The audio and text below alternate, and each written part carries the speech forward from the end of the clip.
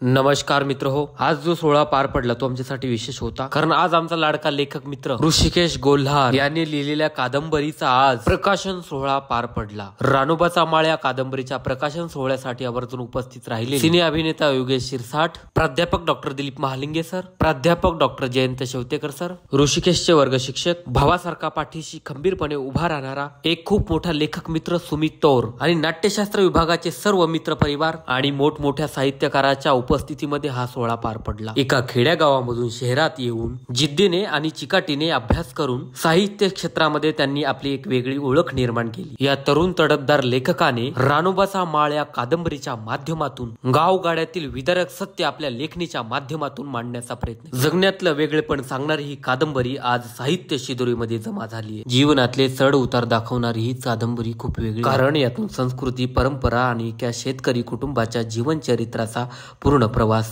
वाचकाला मंत्रमुग्ध करतो।